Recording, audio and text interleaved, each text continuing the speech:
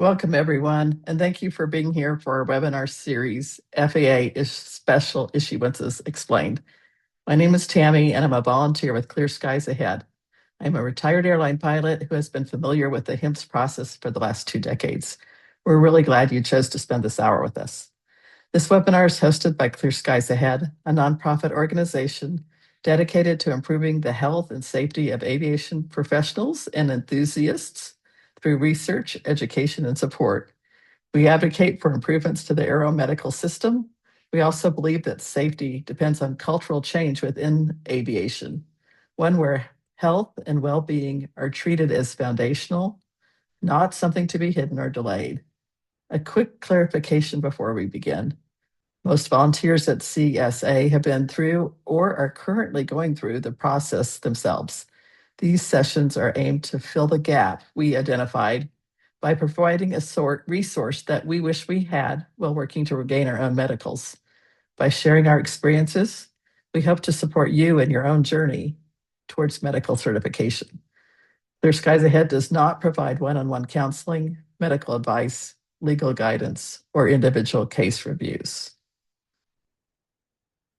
This is the fourth in a 12-part webinar designed specifically for non-airline aviators navigating the FAA medical certification. The issues related to mental health and substance use. A note on the term non-airline aviator. We had to come up with a term that included everyone that requires a medical that is not protected by their airline or union oversight. This includes student pilots, GA, Part 190, Part 91, Part 135, CFIs, AG, drones, ATC, and the DOT positive terminated pilots. Every airline pilot starts out as a non-airline aviator. Before we dive into today's topic, this slide outlines all 12 sessions in the series so you can see how this one fits into the syllabus. Our website, clearskiesaheadnonprofit.org, serves as a central hub for this series, hosting recordings and supplemental readings and practical tools that expand on each session's content. The session today focuses on the FAA HIMSS SI, Special Issuance, process that evaluates the risk associated with that medical and provides background and resources aviators need to navigate them. Sessions 1 and 2 are also available at this time on our website. Session 3 coming soon. Over the next hour, today's format will include a personal story, a brief educational overview, a visit with a HIMSS AME, it's Dr. Timmons, glad to have him here, and a moderated question and answer period at the very end. We believe that understanding the system begins with listening to lived experience. Storytelling builds connection, it reduces stigma, and it reminds us that nobody navigates this journey alone. It also allows those who share to find meaning in their experience and help others along the way. Our first speaker today is Neil. After our last few sessions have highlighted substance abuse use cases. And today's story is a little different. Today's story highlights a college student who did not have addiction issues, but needed to navigate through a mental health challenge. He's bringing us his perspective, resilience, and a story that can help others move forward. He'll share what life was like before, what led him to take action, and what it's been like navigating the FAA medical process. Neil's story isn't meant to tell anyone what to do, but to remind us that behind every policy and process, there is a person. Neil, thank you so much for being here and your willingness to share your story. Thanks, Tammy. Hi, everyone. My name is Neil Kotzenmacher. I am a senior at the University of North Dakota, where I am majoring in aviation management. I am a pilot. I have my instrument, commercial, and multi-engine ratings. But more importantly than any of these accomplishments, I want to share the journey it took me to get here because it wasn't a straight line. I want to share a story that completely changed my life, my journey with mental health, and how it reshaped not only who I am as a person, but also the kind of professional I want to be in aviation. For most of my life, I had a very clear goal. I wanted to become a pilot. Aviation wasn't just something I was interested in, it became part of my identity. Especially coming from a family with no background in neither aviation or college, this path meant everything to me. It represented independence, purpose, and a future I was building for myself.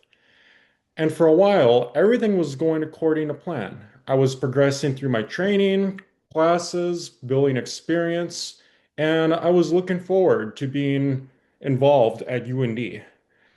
But in the spring of 2023, which would have been my sophomore year, things started to change. At first, it was subtle. I started feeling constantly on edge, like something was wrong, even when nothing actually was. My mind wouldn't slow down. I was overthinking everything, and that turned into racing thoughts.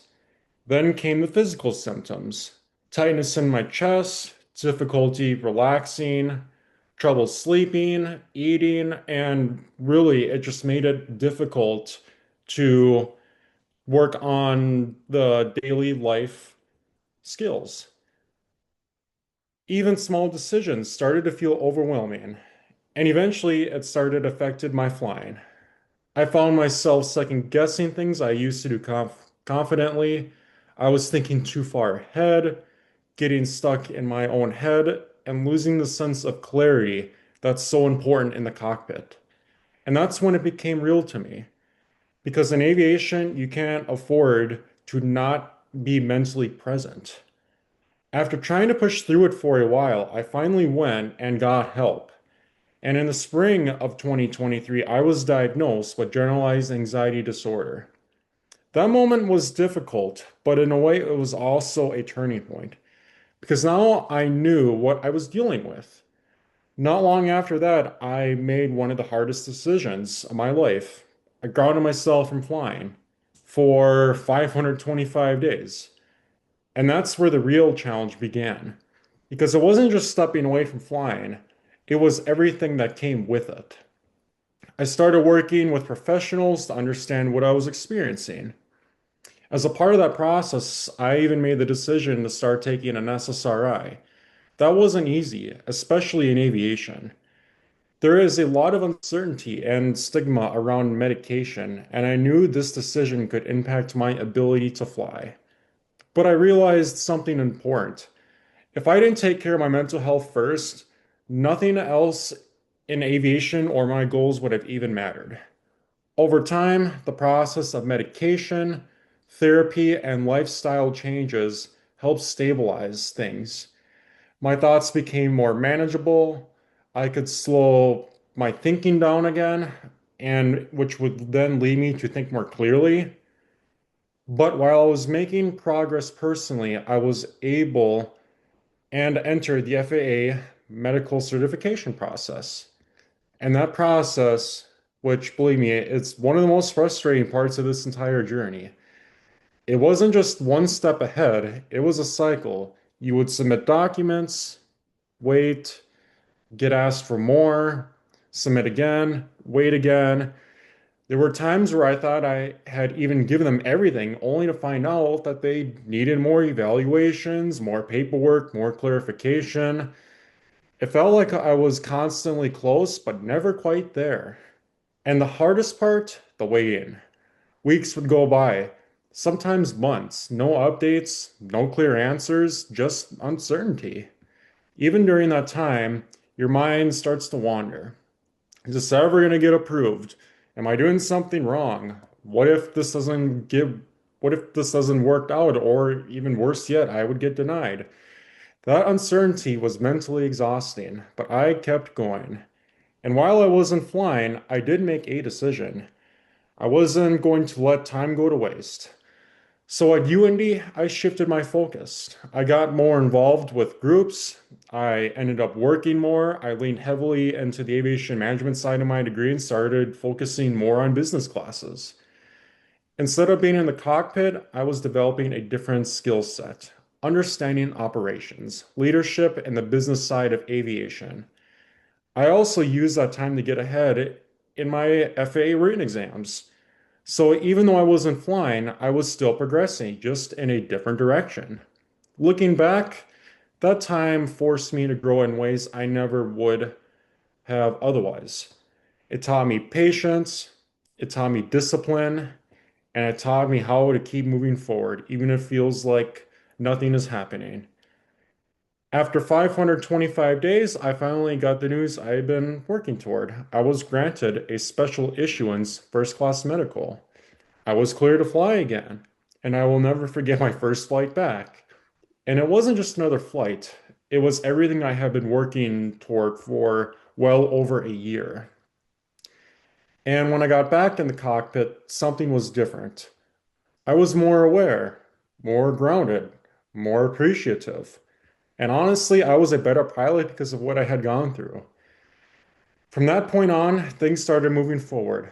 I completed my commercial pilot training, I got my multi-engine rating, and now I'm about to graduate from the University of North Dakota with a degree in aviation management. That moment represents more than just a degree. It represents everything it took to get there, the setbacks, the frustration, the waiting, and the growth.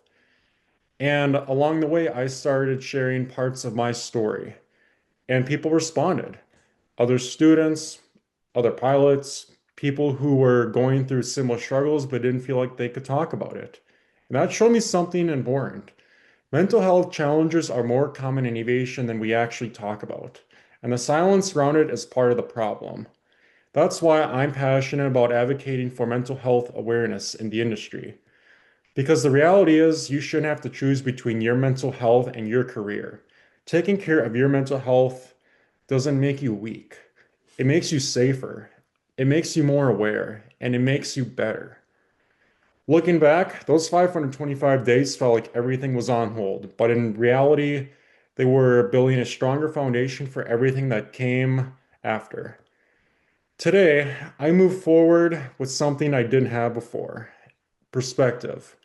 I understand now that success isn't about achievements, it's about taking care of yourself along the way. So, if there's one thing I want people to take away from my story, it's this: it's okay not to be okay. What matters is what you do about it. Speak up, get help, stay patient, and trust that even when things feel uncertain, you are still moving forward. Because for me, what once felt like the lowest point of my life became one of the most defining parts of my story. And that is something I'm proud to stand here and share today. Thank you. Thank you so much, Neil. Really appreciate you sharing your story so openly. Your story highlights something we hear often, that even when aviators take responsible, proactive steps for their health, navigating the FAA medical process can still feel confusing and isolating without context or guidance. Now we're going to shift to an educational portion of today's session. I'm going to turn things over to Morton Krog, who will discuss the process the AMEs use called Disposition Tables when they're evaluating an applicant who has a history of addiction and or successful mental health recovery. To you, Morton. Thank you, Tammy. Welcome to the education portion of today's webinar. We'll be talking about how the FAA makes their decisions, or more accurately, how they evaluate the risks involved with issuing a medical certificate to a person with certain conditions or diagnosis that were initially deferred or denied. At the end of the day, their focus is on public safety and risk minimization and mitigation. These are some of the objectives or the specific topics that we'll be talking about tonight. First of all, is how come some applicants get medicals issued on the spot, even those with certain conditions? And why do some have to go through lengthy review processes? We'll briefly touch on your rights during the medical exam, as well as your rights to your own documentation and your appeal rights. Then we'll show you some of the points of reference to help you understand the process. After that, we will talk briefly about how the FAA defines risk. And finally, we'll touch on what you as the applicant can do to help the process to avoid delays. So, for instance, do a relatively quick exam and walk out with a brand new medical certificate, no matter the class. Even some who have certain mild conditions are now being issued medicals without having to defer to the FAA. However, there are some of us for whom the process is entirely different, involving lots of time, effort, money, and persistence, and least of all, paperwork. This road is not clear and can vary greatly from person to person, which is why we are here to try to help make this road a little bit clearer for everyone.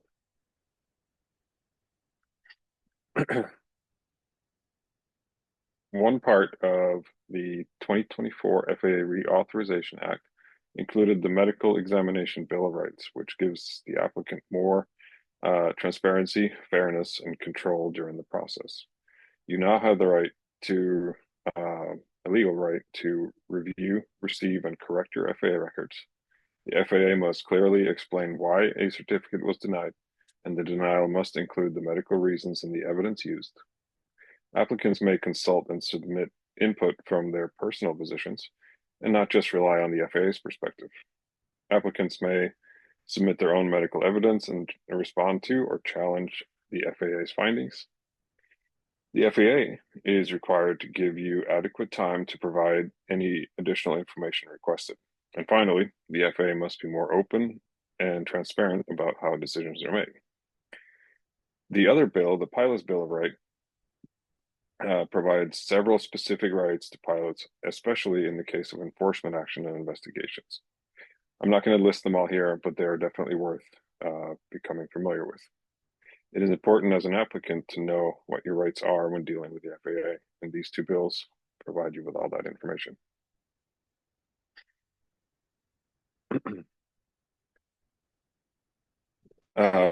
Key references we have, you will find the actual rules and regulations governing medical certificate issuance in 14 CFR Part 67. Most of us are familiar with 14 CFR, which governs our lives in the aviation industry, but we may not be as well read on Part 67 as we might be on Part 91, 61, or 141.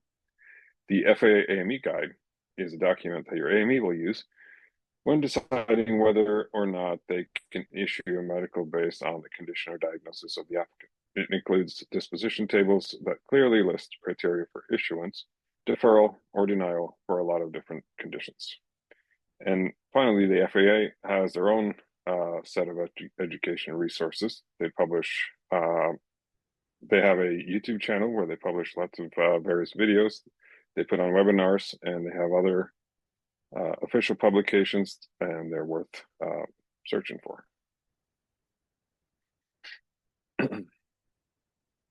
So, what is a disposition table? In short, the disposition table is published by the FAA and found in the AME Guide. It is a practical guide that the AMEs use as a decision-making tool to help them decide what to do with an applicant's medical, to help them decide what to do during an applicant's medical exam.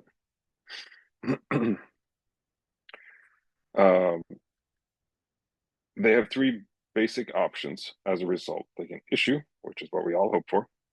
They can defer, which means FAA review and could also mean long, costly, and frustrating delays. Or they can deny, which is luckily few and far between, and only for certain specific diagnoses. We'll go more into detail about the disposition tables in webinar number 6, which is in June, where the whole webinar will focus specifically on disposition tables. So, what does risk mean to the FAA? In aviation, we all deal with risk in many different ways. To the FAA, risk means the likelihood that a medical condition could impair a pilot during flight, or an air traffic controller while on duty, etc. Of most concern are sudden incapacitations such as passing out, having a seizure, or a cardiac event. Subtle incapacitation or impairment is another area of concern, such as poor judgment, slowed thinking, or distractions. They also consider the side effects of medications as well as the progression of a condition over time.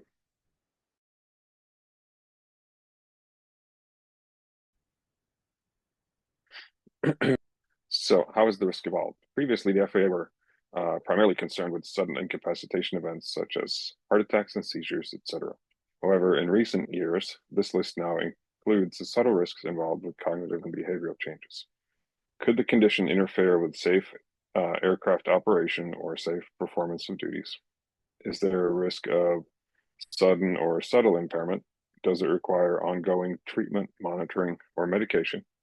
And is there a history of recurrence or unpredictability? The risk evaluation process. When an applicant for a medical is deferred to the FAA, it triggers a risk evaluation process. They don't simply look at the diagnosis and say yes or no. The medical branch looks at and evaluates the risk profile of the entire application.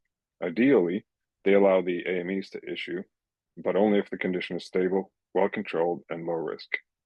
If the condition is moderate risk, it gets deferred to the FAA, who then decides whether or not the real world risk level is acceptable, in which case they may issue a special issuance medical.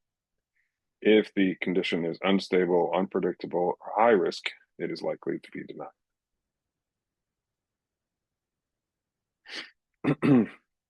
So the FAA evaluates what has been documented.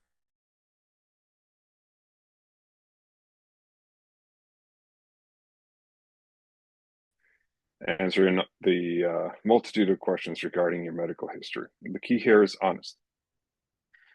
So if, like I said, if it's in your medical records, it needs to be answered truthfully and explained if necessary. Any past diagnosis, current or past medications you take, include them in the form and provide sufficient explanation or documentations.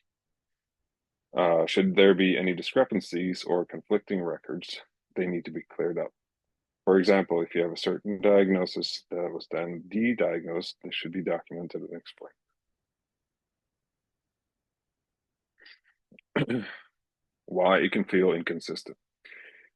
There are as many stories about the special issuance process as there are special issuance medicals out there. Everyone's experience is individual and unique. This is because medical diagnoses are all unique, and so is the story behind it.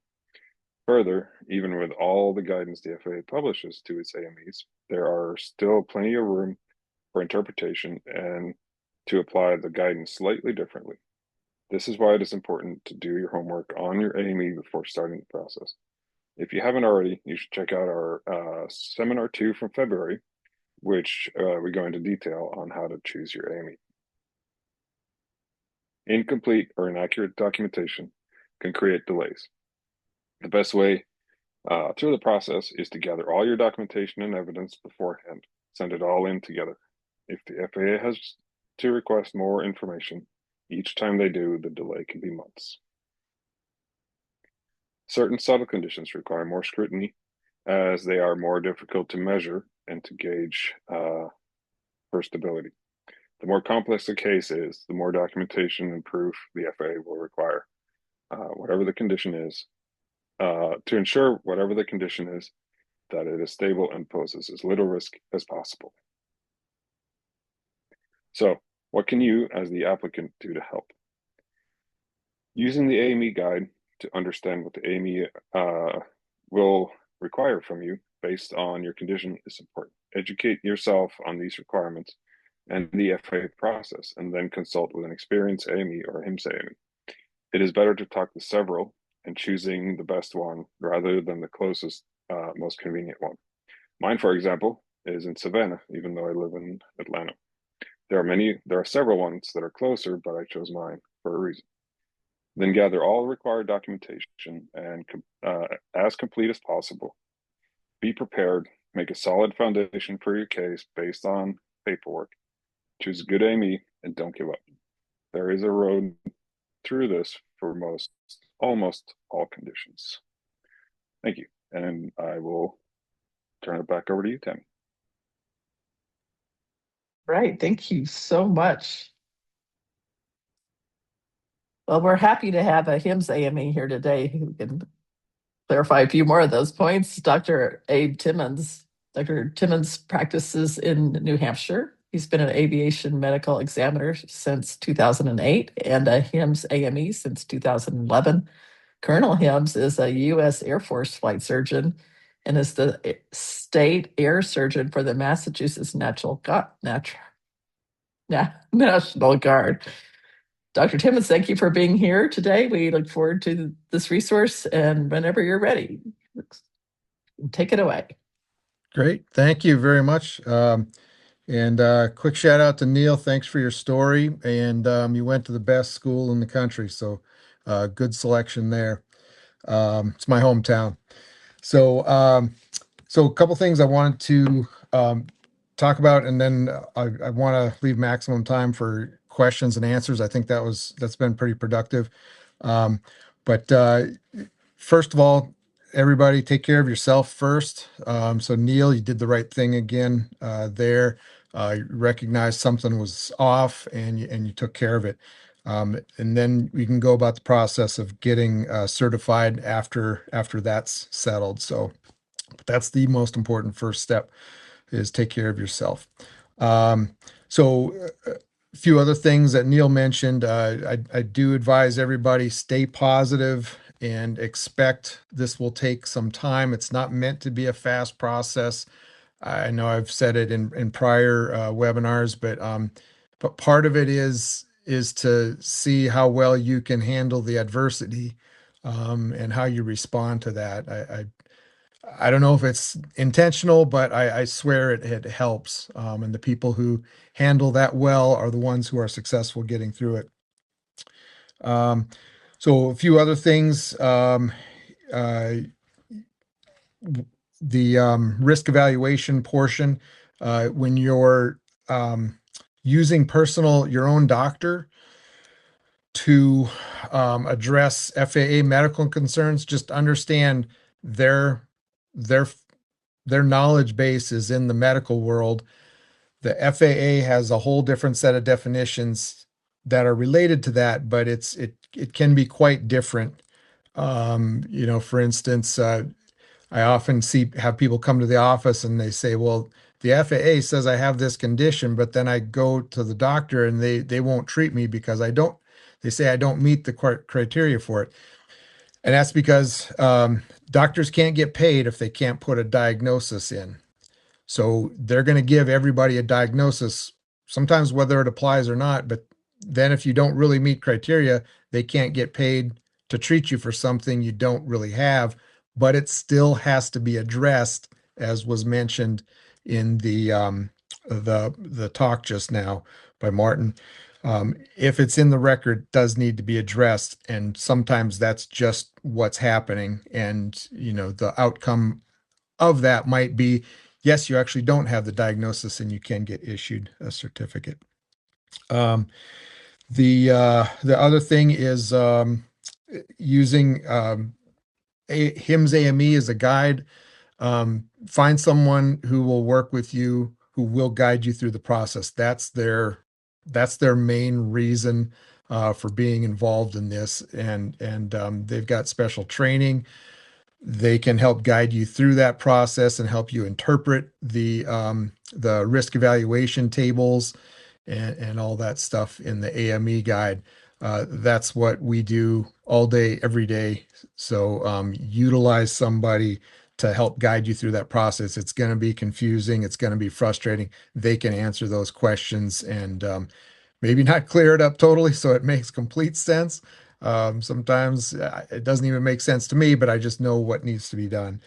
And lastly, I'll say there was mention again about inconsistencies.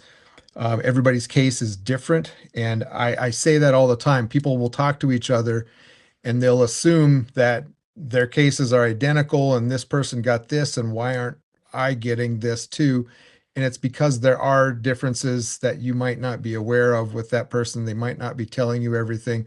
So it's not bad to compare notes with other people, but just be cautious with that. And just because something applies for one person doesn't mean it's going to apply for you. It doesn't mean you have exactly the same situations going on, even though it might sound similar. And in providing documentation, this is the last thing, just be complete. People often try to just provide the bare minimum, and you kind of want to meet in the middle. You don't want to overload and provide everything, whether it applies or not.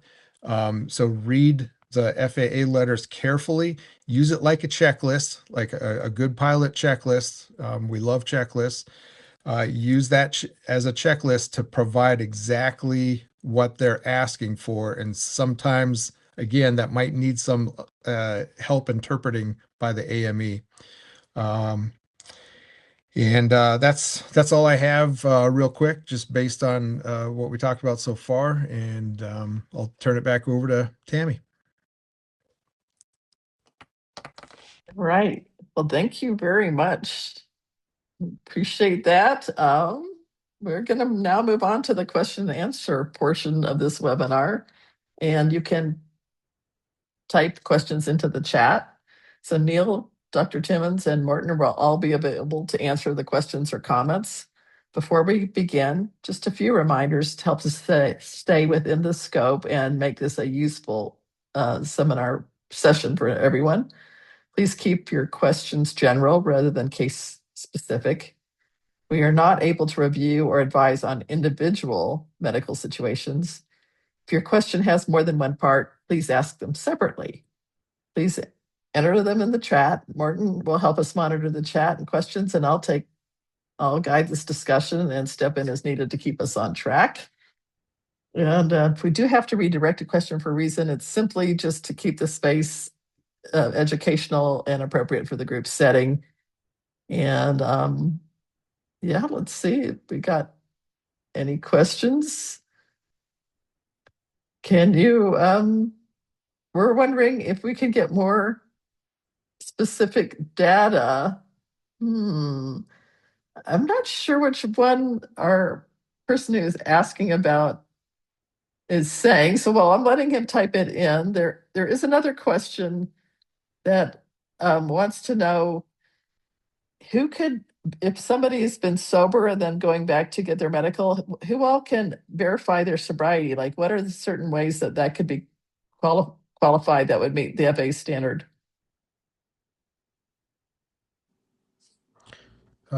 So I can answer that. So they want evidence. So that's usually by way of random monitoring for a period of time. They'll accept breath alcohol testing if alcohol was the issue. They'll also accept urine testing. They can test for urine alcohol. In my opinion, that's a little better, although the FAA is fine with the breath testing. It's just that you have to do it twice a day, every day. It can get expensive. There are some good options out there. I can, if someone wants to contact me offline, I can get them resources, but that's usually the most important way, rather than just by self-report. They don't accept just someone's self-report. The other method is by way of medical records, showing that you've been through treatment, that you're continuing to engage in abstinence-based recovery, and by way of counseling, AA, birds of a feather, all those things. So those are usually the main ways. And then if oftentimes that is lacking, especially with the non-airline related folks, they don't have the resources perhaps to go through expensive treatment programs, or set up their own testing and pay for that out of pocket.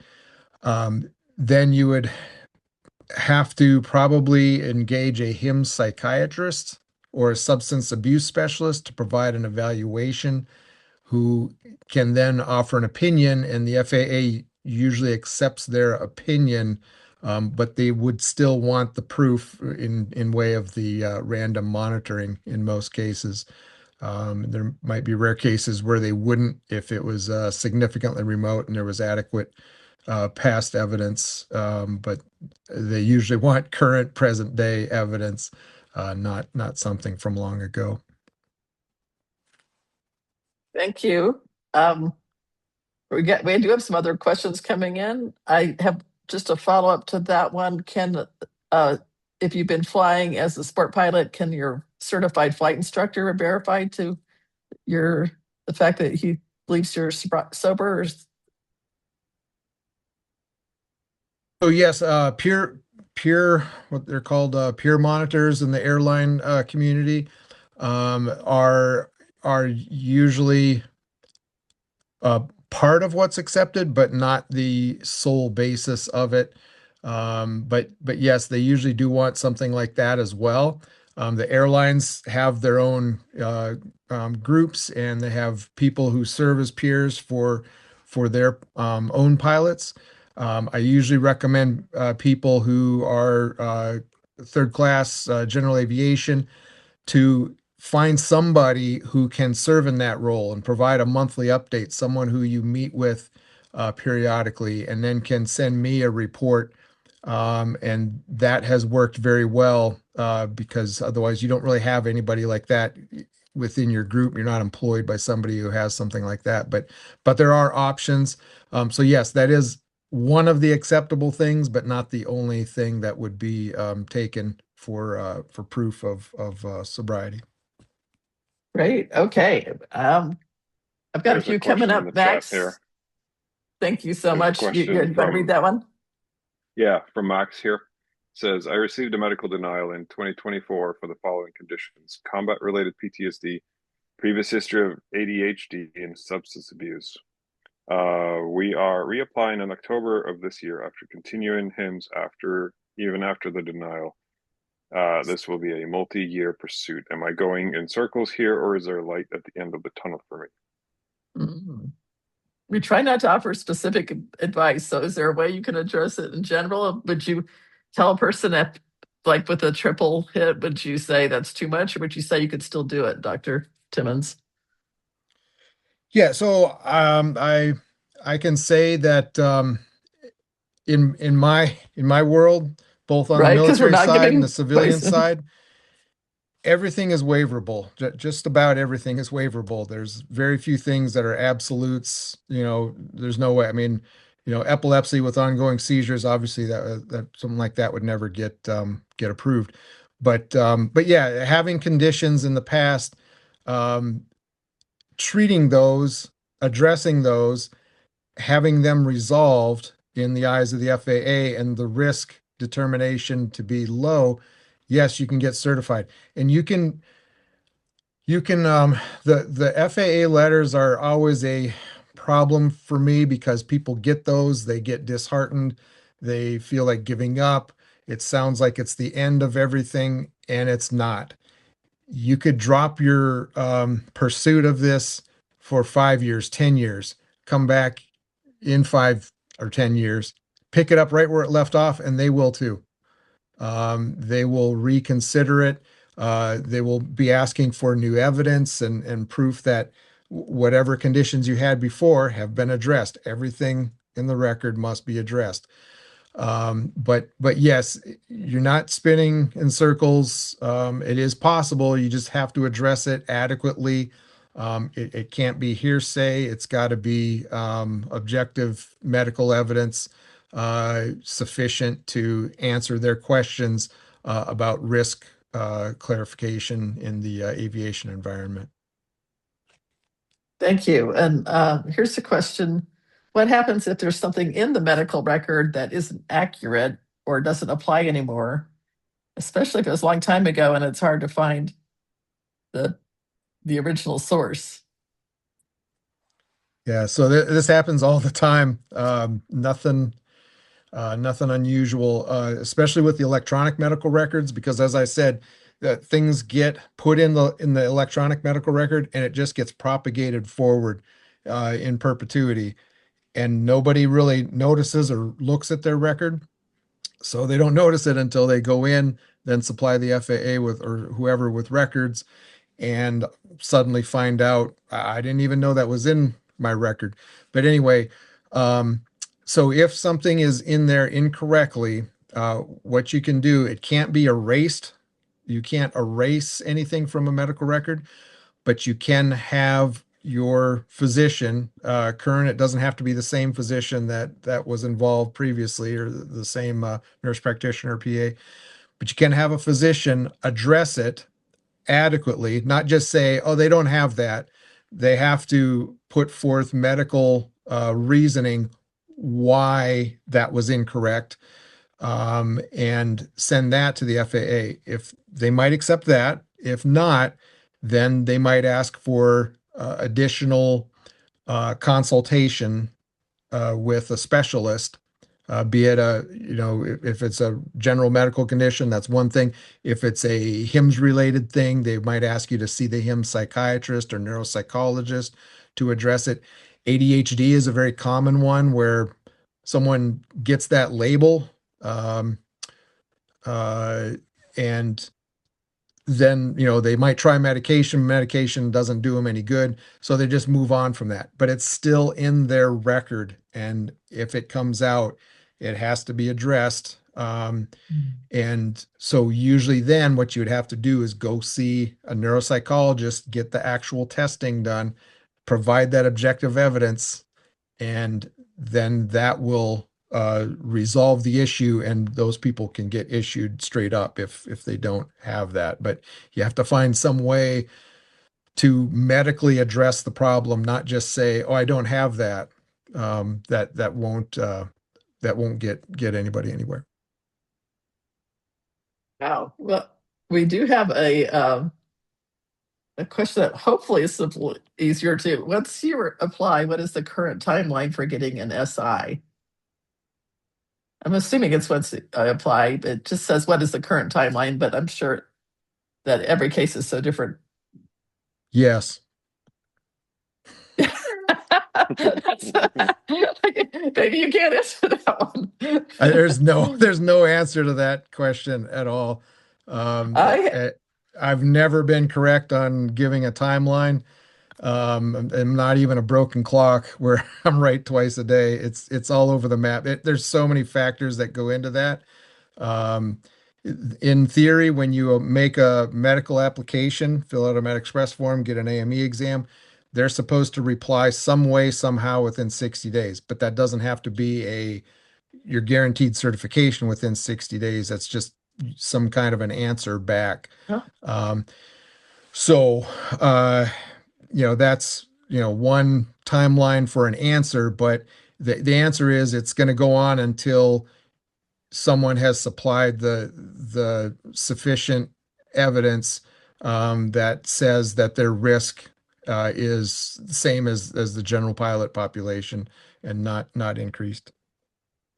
Okay, that opens some more questions for what I hear rumors that some denials are just simply that the information that was asked for didn't come back in a timely enough manner. Like, is that correct? And so the FAA has no choice but to do a denial and drop their case out. Is that true? Yes, so that's the 60 days I was mentioning. And unfortunately, it's common. We had one not too long ago where someone was saying it's always the AME's fault because of not providing information, and sometimes that's the case, but sometimes not. Generally, the FAA gives everybody 60 days. They send you a letter. They say you have 60 days to supply us this information. It's going to take 60 days just to get like one exam done, period. And so no one's going to meet the 60-day mark. So just about everybody is going to get that letter back saying, sorry, you didn't supply the information, you're denied. It doesn't mean that it's a final denial. It just means, well, we gave you 60 days, you didn't give it to us, you didn't ask for an extension, so we can't make a determination. But again, you could put that away, ignore that for the next 5 years, then suddenly provide all that information. And I've had many people do this. They just don't have the resources at the time. They come back at a later date. Now they're ready. Now they're in a good space to do everything.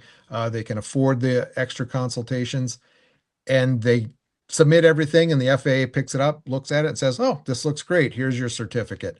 So it's very confusing, the difference between just a denial versus a final denial. That's usually after you've provided information and they've determined that your risk is too high, which is very rare. I've maybe seen two of those in my 15 plus years of doing this. It's not common.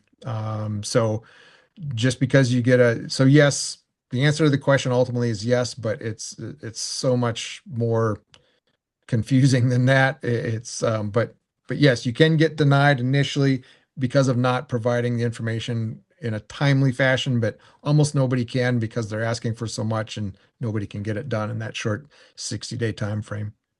And now we're wondering if the people move forward that are like that, or are they back at the bottom of the stack? No, they're not at all at the bottom of the stack. Although they won't actually be in the stack until everything is complete. So it's again, it's a little confusing. It's a little like the wizard behind the curtain. And I don't work there, so I don't have 100% knowledge about it. But they until they get everything, it doesn't even go in the stack. Once they get everything and they're satisfied with it, it gets reviewed before it gets put in there. Um, which can sometimes be the frustrating part because sometimes they'll sit and wait for something for a long time, but not really say anything. They'll just assume it's coming, but it'll be sort of in a holding pattern off to the side, and then it'll take some time before someone and they don't always communicate real well. They're getting better, but they don't always communicate real well about what's missing. I've always asked for, I wish I had a sort of a roadmap or some kind of a radar system where I saw, oh, okay, this case has this and this, or they're still waiting on this and this, but they don't have that yet. They do have a way where you can look in your own MedExpress account. I can't see that, but the pilot applicant can, and they can see sort of where it's at. It's not real specific, but they can at least gather, and that's been helpful for us sometimes when they see that it says they're still waiting on something, and then I actually know they're still waiting on something, whereas in the past I used to not realize they were still waiting for something. Oh, well, we don't leave us, but because there are a few more questions coming up for you, but we're going to give you a slight break because this is for Neil. Was there ever a Okay. time when you felt like giving up or not pursuing being a pilot because of the process that was necessary to obtain the special issuance? What helped you get through that and avoid the burnout? Yeah, I would probably say a lot of it just had to do with my environment. I mean, so I was still a student at UND. I was hanging out with other aviators who had very similar interests in me. Like I said, I was still working, I was still going to classes. So honestly, it kind of distracted my mind from the fact that I was still waiting to get a special issuance. So by distracting my mind, it actually helped the time speed up faster. I personally believe just keeping just like sure, yeah, getting your medical is important and all, but at the same time, you still have your life. Like you can kind of control however you want. And so, like I said, in the meantime, when I was working, I was still going to school. I would say a lot of it just had to do with keeping myself distracted. And finally, and to actually answer somebody's question from earlier too, they asked about their timeline and getting their special issuance. I can actually say it did take me actually like 5 or 6 months, which is actually Oh. I believe is fairly short, but of course that's just me anyway. But and I was actually really surprised to get it in the mail as early as I did, just hearing about like how lengthy the medical process can get. But yeah, and to like avoid burnout, I just focused on myself, took it a day took it took a day at a time, really took a breather when I could, and really just focused on myself and told myself that I will get through this. Thank you so much, Neil. Yeah, absolutely. And I too have recently heard some people say it came back quickly. So, meaning within 2 or 3 months is right. So, I believe, and Dr. Timmons, you can verify, they still only mail this information. They're not using email or other ways to communicate. Is that correct? That is one way of doing it. However, there are multiple ways now. Um, Anybody who's an airline pilot, there's a special portal that the HIMSS AMEs and psychiatrists and neuropsychologists use to submit documentation, but that's specific to the Class 1 airline owned and operated pilots. Uh, Everybody else now, since last year, they've given us the ability to upload documents right with your exam. So, but it has to be, you have to be the AME of record who did the exam. For instance, lots of times people see another AME, then they get denied, then they come to me. I can't upload things for them. So then, yes, I'm still mailing. So it's very beneficial. A lot of the AMEs in my area actually know of me, and so they find out ahead of time, oh, you're on an SSRI. Stop. I'm not going to do your exam. I'm going to send you to this other guy, and that will allow me to upload stuff to their exam. It's much better, but there are some limitations to it and some problems with it, because you can only upload a certain number of documents. They have to be a certain file size. They have to be PDFs, and that can get a little tricky sometimes for people. But anyway, so there's at least 3 ways, and I have emailed stuff before, but that's rare circumstances. But it's better than the old, snail mail option, where it would just go into the scanning room, I guess, at the FAA and sit there for who knows how long, and then hopefully get connected with the right pilot. So I like the new option. So we got a couple more. How many people at the FAA are available to review these files? How many doctors are we talking about that have the ability to review and approve? Not many. It is a handful, right? Or is Yeah, and there's different places. Some things get reviewed in Oklahoma City. Some things only get reviewed in Washington, D.C. in the Office of Aerospace Medicine. And so there's some back and forth there, which sometimes causes a delay because it goes into Oak City, has to get forwarded to DC, has to get reviewed there, then gets sent back to Oklahoma City because that's where all the certificates come from. So there's sometimes a lot that goes on in the background that people aren't aware of. But there's not very many doctors who do these HIMSS specific evaluations. Those are not very many doctors. I don't know exactly how many, but there are more than there were, and I think that speaks to the improved timeline that you and Neil were speaking of. 6 months is probably about the fastest you would expect to get through it. It's usually twice that long, maybe. So, but it just all depends on someone's specific case and how complete everything is. Well, this other question says they submitted a packet that was denied because the HIMSS psychiatrist report was over a year old. Is that common? Like, is it like, could it have just been the lag of all this stuff? Is this normal? Yeah, you're supposed to see they usually want the HIMSS psychiatrist once a year. They generally want medical reports within 3 months. Sometimes people can't always get everything done all at the same time because of cost. So they'll get one thing done, and then some time will lapse, and then they'll get, the neuropsychologist exam done or something else. And And then by then that exam is a year old. You just need to get an update for it, and they'll pick it up, right where it left off, and accept that. Okay, which might lead well into the next question. Is there a difference between the denial and a final denial? Will there ever be a final? Don't talk to us anymore.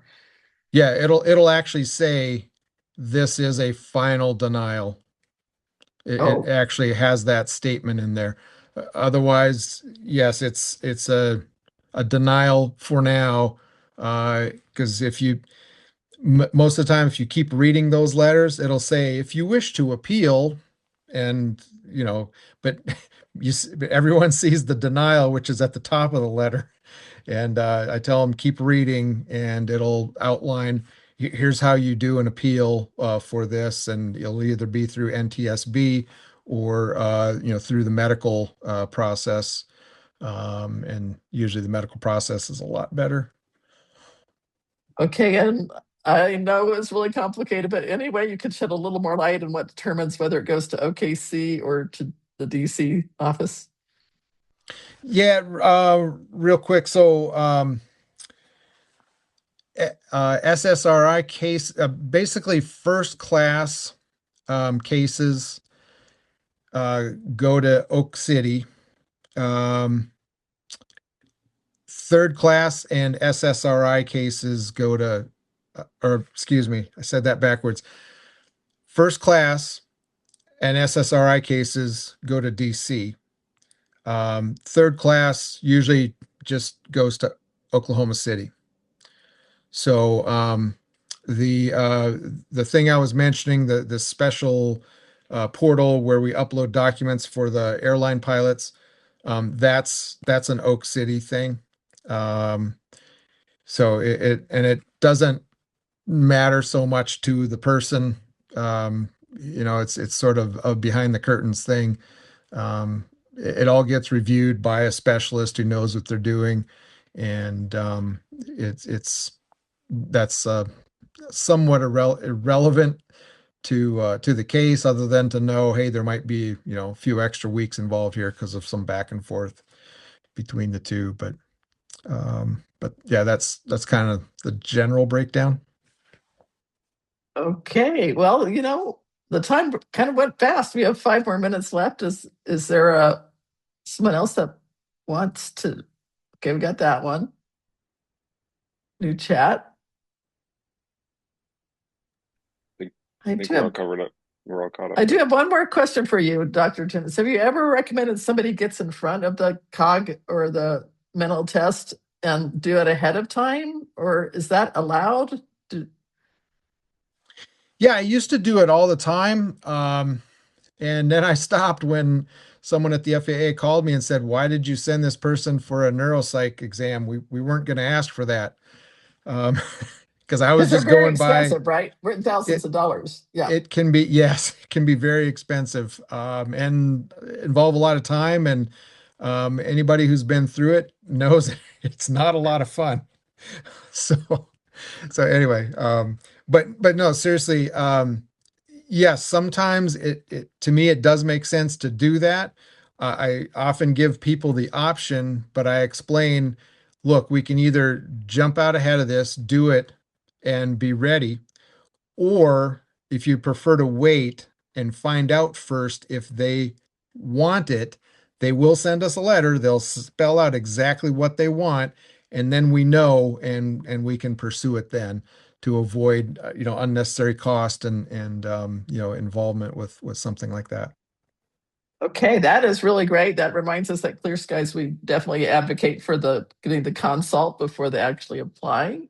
Do you have anything else you want to add, Morton and Neil? Do you have anything else you want to add real quick? No, I think we've covered a lot. Okay. And I'm so glad that everyone made it today. As we wrap up, thank you for being here and engaging in this most important conversation. A special thank you to Dr. Timmons, to Neil, and to Morton for your openness and insight. You help bring clarity to a system that often feels confusing and isolating. At Clear Skies Ahead, we believe improving aviation safety requires not just regulatory change, but a cultural change where health and well-being are recognized as foundational to safety. You can find webinar recordings, educational material, and practical tools at clearskiesaheadnonprofit.org. And under the medical certification info tab. The site is still evolving, so please check back for new resources. We also support and connections through fellow travelers for aviation professionals. It's a confidential peer support group for navigating stress and transitions, and Birds of a Feather, which are AA meetings created specifically for pilots and those in aviation. A brief reminder, today, discussion was educational. The FAA process changes and individual situations vary.